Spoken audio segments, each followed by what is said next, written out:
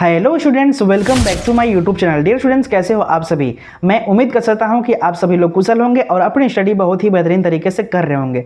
सबसे पहले मैं आपको बता दूं कि आज के इस वीडियो में हम लोग समझने जा रहे हैं क्लास 12 केमिस्ट्री का एक मोस्ट इंपॉर्टेंट टॉपिक जो आपके बोर्ड एग्जाम के दृष्टिकोण से बहुत ही ज़्यादा इंपॉर्टेंट है, जिसका नाम है आदर्श विलयन और अनादर्श विलयन में अंतर क्या होता है, इसके बारे में। ठीक है, आपको बता दूं कि ये प्रश्न आपके एग्जाम में कई बार आ चुके हैं कि आदर्श विलयन और अनादर्श विलयन में अंतर क्या है, स्पष्ट कीजिए या बताइए। ठीक है, तो चलो हम वीडियो को स्टार्ट करते हैं। लेकिन वीडियो में आगे बढ़ने से पहले आपसे एक छोटी सी रिक्वेस्ट है कि हमारे इस चैनल को आप सब्सक्राइब करके जुड़ें, ताकि और भी बेहतरीन वीडियो का नोटिफिकेशन आपको इसी फोन पे पहुंच जाए। तो चलो हम वीडियो को स्टार्ट करते हैं और समझते हैं आज के बेहतरीन टॉपिक के बारे में।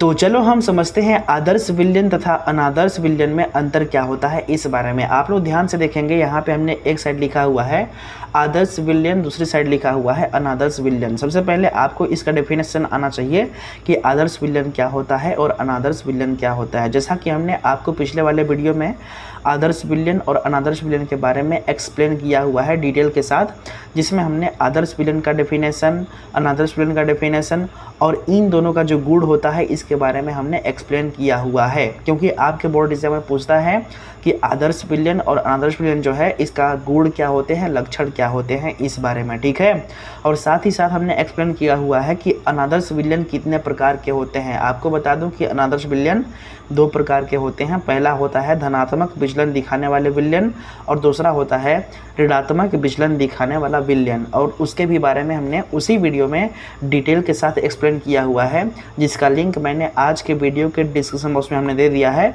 वहाँ से आप लोग देख लीजिएगा उस वीडियो को। ठीक है, तो हम चलो समझते हैं सबसे पहले आदर्श विलयन क्या होता है। जैसा कि हमने आपको बताया है कि ऐसा विलयन जो प्रत्येक ताप और सांद्रता पर राउल्ट के नियम का पालन करते हैं उसको हम बोलते हैं आदर्श विलयन। ठीक है, और अनादर्श विलयन जो होता है ये राउल्ट के नियम का पालन नहीं करता है। तो फर्स्ट अंतर आप यही लिखेंगे जैसा कि हमने यहाँ पे लिखा हुआ है। ठीक है, तो ध्यान देना, इसमें हमने लिखा हुआ है फर्स्ट पॉइंट में आदर्श विलयन के अंतर्गत कि ये विलयन सभी ताप व दाब पर राउल्ट के नियम का पालन करते हैं। यानी हमारे पास विलयन इस प्रकार का होना चाहिए, चाहे इस विलयन को हम ताप कितना भी दे दें, चाहे इस विलयन पर हम दबाव कितना भी लगा लें, चाहे इस विलयन की सांद्रता हम कितना भी ले लें, प्रत्येक ताप पर, दाब पर और सांद्रता पर अगर ये राउल्ट के नियम का पालन कर रहा है तो उस कंडीशन में हम समझेंगे आदर्श विलयन है। ठीक है, और अनादर्श विलयन जो है इसके जस्ट अपोजिट है, यानी ये विलयन जो होते हैं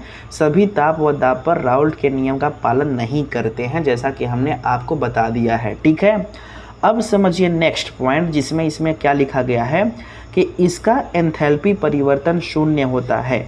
जो आदर्श विलयन है इसका एंथैल्पी परिवर्तन शून्य होता है। इसका मतलब क्या हुआ, यानी कहने का मतलब है कि डेल्टा एस जो है, डेल्टा एस मिश्रण ये शून्य होता है। कितना होता है? शून्य। और इसका जो एंथैल्पी परिवर्तन होता है डेल्टा एस मिश्रण ये ज़ीरो के बराबर नहीं होता है, यानी शून्य नहीं होता है। तो यहाँ पे एंथैल्पी परिवर्तन का मतलब क्या हुआ और डेल्टा एस मिश्रण का मतलब क्या हुआ, तो ध्यान से समझिए। इस फिगर को आप नहीं समझेंगे तो आपको समझ में नहीं आएगा ना। तो जैसे कि मान लो कि हमारे पास कोई पदार्थ ए है और दूसरा पदार्थ बी है। अब दोनों को हम आपस में मिला करके एक नया विलयन हम तैयार कर दिए हैं। यहाँ पे विलयन कहिए या मिश्रण कहिए, तो मान लेते हैं कि ये मिश्रण है एक प्रकार का और मिश्रण एक प्रकार का ये विलयन ही है। क्या है? विलयन है। तो ध्यान से समझिए, इसमें हमने ये कहा कि हमारे पास मान लो कि एक पदार्थ ए है, दूसरा पदार्थ बी है। अब दोनों को मिला करके एक मिश्रण हमने बना लिया है जो एक प्रकार का विलयन है। अब हम ये नहीं देख पा रहे हैं कि अभी ये आदर्श है कि अभी अनादर्श है। ठीक है, तो ध्यान दीजिए, अगर ये विलयन आदर्श रहेंगे तो उसके कंडीशन क्या है, तो इसमें ये लिखा गया है कि इनका एंथैल्पी परिवर्तन शून्य होना चाहिए। यानी जो ये मिश्रण प्राप्त हुआ है ना, ये विलयन जो प्राप्त हुआ है, इस विलयन का जो एंथैल्पी परिवर्तन है यानी डेल्टा एस मिश्रण ये ज़ीरो होता है। यहाँ पे एंथैल्पी परिवर्तन का मतलब होता है कि व्यवस्थित रहना, यानी इनके जो अणु होते हैं व्यवस्थित रहते हैं। जैसे मान लेते हैं कि अगर हमारे पास एक स्कूल है और स्कूल के सभी स्टूडेंट्स एक ही प्रकार के यूनिफॉर्म पहने हुए हैं, तो अगर उसको हम लाइन बाय लाइन खड़े करें तो उस कंडीशन में सभी बच्चे एक समान दिखाई देते हैं। लेकिन अगर दूसरे कॉलेज के बच्चों को हम ले आते हैं अलग अलग ड्रेस पहना करके और उसको भी उसी में हम शामिल कर लेंगे और इधर उधर हम खड़े कर देंगे, तो इसका मतलब कि वहाँ पे व्यवस्था बिगड़ जाता है। तो अगर मान लो व्यवस्था अगर बना हुआ है तो उस कंडीशन में हम ये कहेंगे कि एंथैल्पी परिवर्तन शून्य है, और अगर व्यवस्था बिगड़ा हुआ है तो इसका मतलब हम ये कहेंगे कि एंथैल्पी परिवर्तन शून्य नहीं है। तो ध्यान देना कि जो आदर्श विलयन होता है इसमें व्यवस्था बिगड़ा हुआ नहीं होता है, बल्कि व्यवस्थित होते हैं। क्या व्यवस्थित होते हैं? तो ये जो मिश्रण प्राप्त हुए हैं इसके जो अणु होते हैं वो व्यवस्थित होते हैं। सेम इसी प्रकार से जो अनादर्श विलयन होते हैं उसके जो अणु होते हैं वो व्यवस्थित रूप से नहीं होते हैं। इसलिए हम ये कह सकते हैं कि आदर्श विलयन जो होता है इसका एंथैल्पी परिवर्तन शून्य होता है, यानी डेल्टा एस मिश्रण 0 होता है। लेकिन अनादर्श विलयन में इसका एंथैल्पी परिवर्तन शून्य नहीं होता है, यानी डेल्टा एस मिश्रण 0 के बराबर नहीं होता है। ओके, अब समझिए थर्ड अंतर जिसमें हमने लिखा हुआ है, ध्यान से समझिएगा तभी आपको समझ में आएगा। इसमें लिखा हुआ है कि विलयन में घटकों के मध्य आकर्षण बल और शुद्ध घटकों के बीच आकर्षण बल बराबर होता है। इसका मतलब क्या हुआ? ध्यान से समझो एक बार फिर से इसको। इसमें लिखा है कि विलयन में घटकों के मध्य आकर्षण बल जो होता है वह शुद्ध घटकों के बीच आकर्षण बल के बराबर होता है। इसका मतलब ये हुआ, ध्यान से समझो इस फिगर को फिर से ना। जैसे मान लो कि हमारे पास कोई पदार्थ ए है तो इसके पास भी बहुत सारे अणु होंगे। उसी प्रकार से अगर हम पदार्थ बी लिए हैं तो इसका ही बहुत सारा अणु होगा। तो जो पदार्थ ए है इसके अणुओं के बीच जो आकर्षण बल होगा ये बराबर होता है बी के अणुओं के बीच के आकर्षण बल के।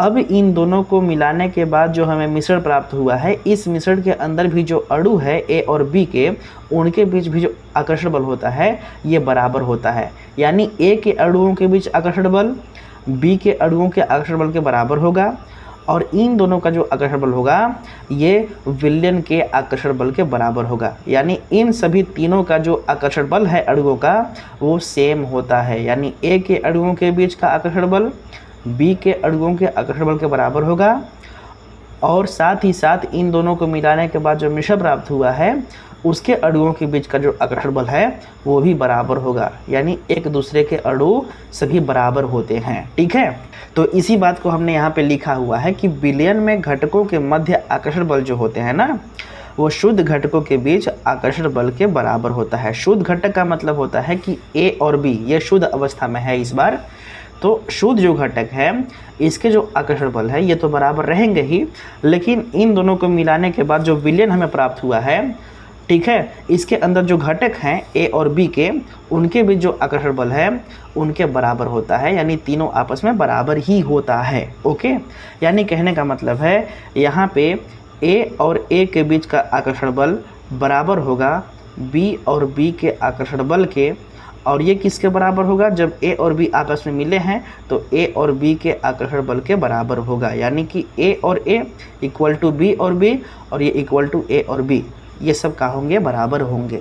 ठीक है, अब सेम इसके अपोजिट यहाँ पे लिखा हुआ है अनादर्श विलयन में कि विलयन में घटकों के मध्य आकर्षण बल जो होता है और शुद्ध घटकों के बीच आकर्षण बल बराबर नहीं होता है, बल्कि कम या ज़्यादा होता है। इसका मतलब क्या हुआ? ध्यान से समझिए ना। तो जैसे मान लेते हैं कि हमारे पास अगर पदार्थ ए है पदार्थ बी है, तो मान लेते हैं कि अगर इनके अणुओं के बीच का आकर्षण बल अगर बराबर है भी, तो जो विलयन प्राप्त होता है इसके अणुओं के बीच के आकर्षण बल इन दोनों के अणुओं के आकर्षण बल के बराबर नहीं होता है। समझे कि नहीं समझे? तो वही सेम चीज़ यहाँ पे लिखा गया है कि विलयन में घटकों के मध्य आकर्षण बल जो होता है वो शुद्ध घटकों के बीच आकर्षण बल के बराबर नहीं होता है, बल्कि कम या ज़्यादा होता है। समझे कि नहीं समझे?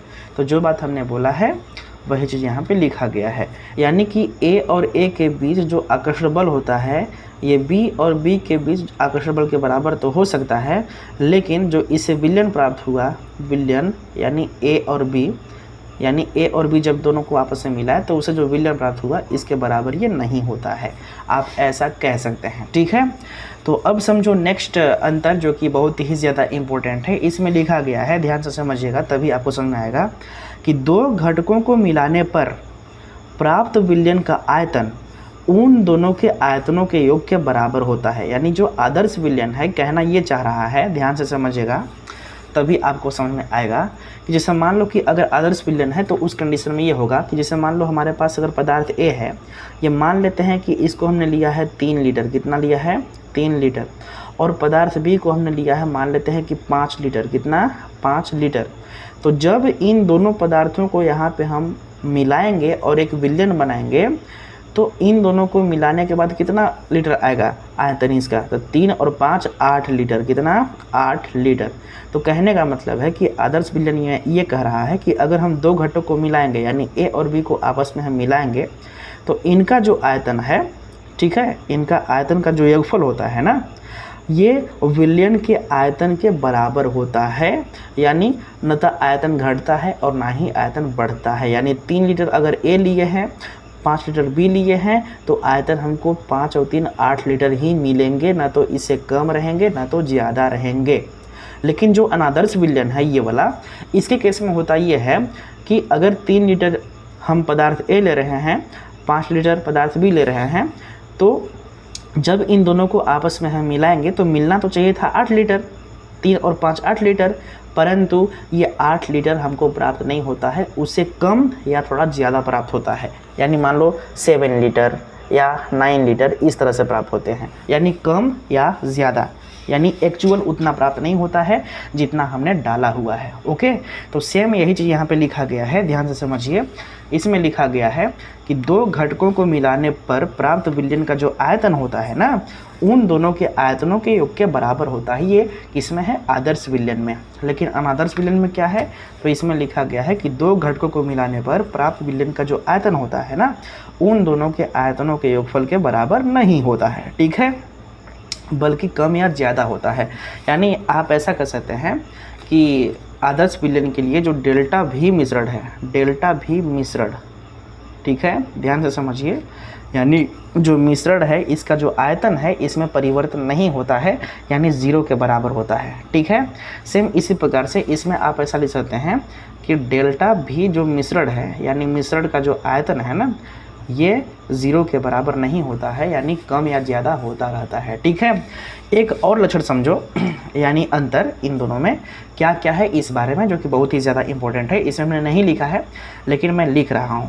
ठीक है, आपको बता दूं कि जब आदर्श विलयन बनता है तो आदर्श विलयन बनते समय ऊष्मा का ना तो अवशोषण होता है और ना ही उत्सर्जन होता है। जैसे मान लो कि अगर हम पदार्थ ए और पदार्थ बी दोनों को हम मिला रहे हैं और मिलाने के बाद जो हमें विलयन प्राप्त होता है, अगर ये विलयन आदर्श विलयन है तो इस विलयन को बनने के लिए ना तो ऊष्मा यहाँ पे अवशोषित होती है और ना ही ऊष्मा उत्सर्जित होती है। लेकिन जो अनादर्श विलयन है इसको बनने के लिए होता ये है कि ऊष्मा अवशोषित भी हो सकती है या उत्सर्जित भी हो सकती है अनादर्श विलयन के कंडीशन में।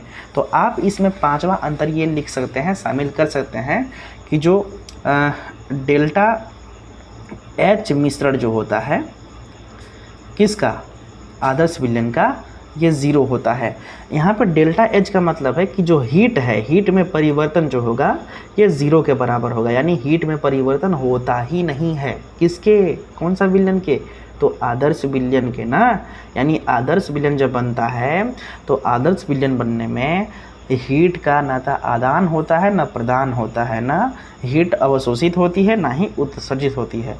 लेकिन जो अनादर्श विलयन है उसे कंडीशन में डेल्टा एच मिश्रण जो होता है, ठीक है, ये क्या होता है कि ये 0 के बराबर नहीं होता है। इसका मतलब ये हुआ कि ऊष्मा का इसमें या तो अवशोषण भी हो सकता है या तो उत्सर्जन भी हो सकता है। तो इस प्रकार से हम लोग का जो टॉपिक है आदर्श विलयन और अनादर्श विलयन में अंतर, ये समाप्त होता है। ठीक है, हमने आपको फिर से सजेस्ट किया हुआ है कि आदर्श विलयन और अनादर्श विलयन जो है इसके बारे में पिछले वीडियो में हमने डिटेल से समझाया हुआ है।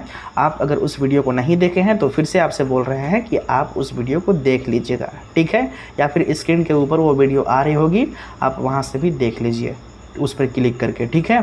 तो चलो हम मिलते हैं नेक्स्ट वीडियो में नए टॉपिक के साथ, तब तक के लिए अपना ख्याल रखो। Thank you so much watching for this video.